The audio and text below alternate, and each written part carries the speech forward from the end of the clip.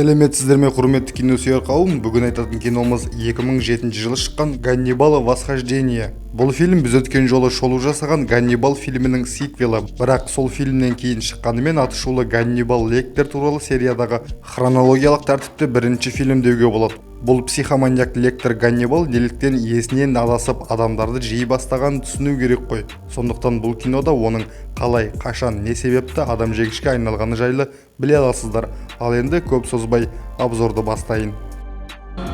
Ганнибал. Восхождение.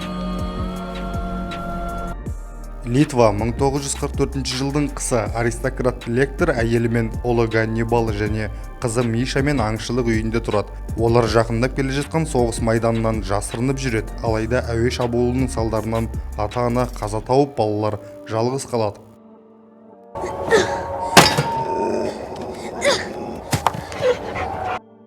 Олардың үйіне 6 қаруланған жергілікті тонаушылар басып кіреді. СС әскерлеріне үміткерлер алға басып келе жатқан қызыл армиядан жасырынып жүрген. Думаешь, это перчинки? Это черви, тупица. 1 грамда тамағы, жеуге асы қалмаған олар Ганнибалдың қарындасын сойып жейді.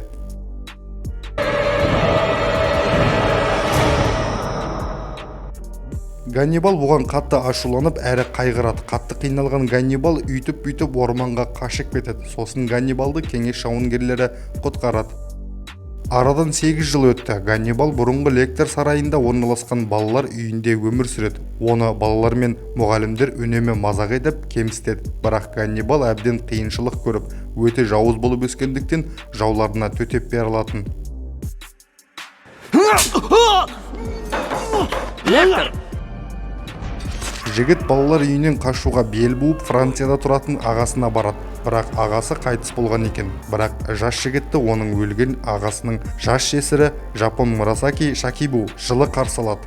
Твой дядя был бы рад тебя видеть, Ганнибал. Но уже почти год, как он умер. Мурасаки жас жігітке Жапон мәдениетін, соның ішінде кендоны зерттеп үйретеді. Ол самурайлар сияқты төбелеске әбден машықтанады. Тіпті өзіне ұлы самурайдың маскасында киіп көріп, соған ұқсауға, жауларынан кек алуға тырысады. Күндердің күнінде қалалық базарда Мурасакиді бұрын нацистермен қызметтес болған жергілікті қасапшы Пол Момунг мазақ етеді. Қасапшы Ганнибалдың алғашқы құрбаны болады. Катанамен қаруланған жас жігіт қасапшының басын кесіп тастайды. Сосын қылмысты инспектор Паскаль Попель тергеуге кіріседі. Что у нас тут? Поль Мамун. Точнее, большая его часть. Мы передали вам его дело.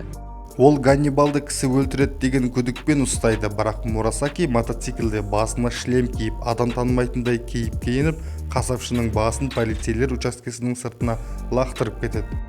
Я же сказал, уведите отсюда людей. Осылайша күйеуінің жиенін алибимен қамтамасыз етеді. Ол жиеніне жақын араласуға уәде беріп, адам өлтіруді тоқтатуын өтінеді. Бірақ Ганнибал бұдан бас тартады. Они во Франции. Фонтенбло. Ганнибал Париждегі медициналық училищеге түседі. Сонымен бірге мәйітханада дене дайындаушы болып жұмыс істейді. И тем не менее, я до сих пор думаю о своей сестре. Бір күні Лектер қылмыскердің гильотинациясының куәсі болады. Ол есте сақтау қабілетін арттыратын есірткіні ұрлап үлгереді. Есірткіге ұшырағаннан кейін ол тонаушылардың SS жетондары аңшылар үйінде қалғанын есіне алады. Ганнибал бұрынғы отанына оралады. Ол жерде қирандылардан медальондарды табады. Колнас. Оның соңынан соғыстан кейін полицияға жұмысқа орналасқан тонаушылардың бірі Энрикас Дортлих келеді. Лектер Дортлихті байлап, басқа тонаушылардың қайда екендігі туралы ақпарат алу үшін оны азаптайды. Мойындаудан кейін Ганнибал Дортлихті өлтіріп, тонаушының бетінен қуырылған тағам дайындап, ол тағамға орманда жиналған саңырауқұлақтарды қосады.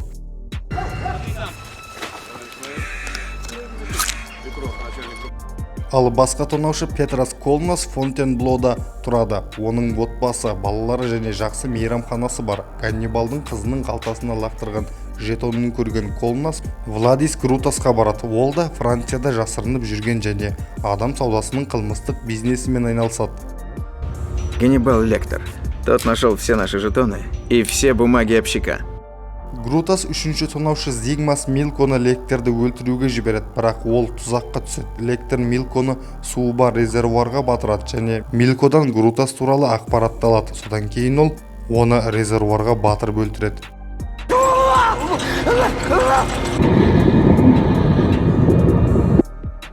Ганнибал Грутастың жасырын резиденциясына кіреді, бірақ оны тонаушының қолбасшылары тұтқындайды.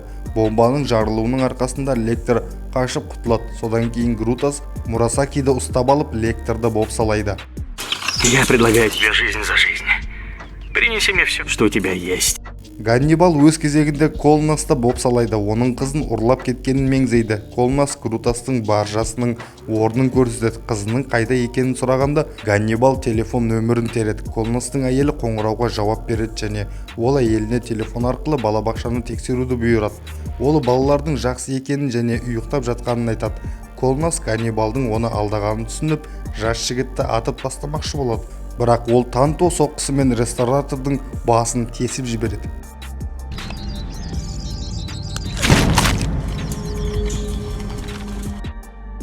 Ганнибал баржаға кірген кезде тығылып жатқан Грутас жас жігіттің омыртқасына оқ атқанымен оқ денеде жасырылған жүзге тиеді. Жеңіске жеткен Грутас Лектерді өлтіруге дайындалады, бірақ кенеттен танто соққысымен ол Грутастың ахиллес сіңірлерін кесіп тастап, тонаушыны қозғалтпай қояды.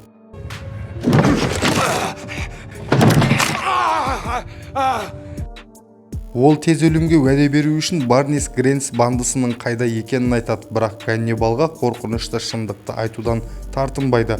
Өйткені Ганнибал да бала кезінде қарындасы қайнатылған сорпамен тамақтандырылған еді. Ол сол оқиғаны қайта есіне салады. Ашуланған Лектер Грутастың кеудесіне М әрпін ойып жазады. То есть Миша. Сосын Ганнибал Мурасакиге деген сүйіспеншілігін мойындайды, бірақ ол оның сүю қабілетінен әлдеқашан айырылғанын айтады. Содан кейін Ганнибал Грутастың басын кесіп, баржаға от қояды.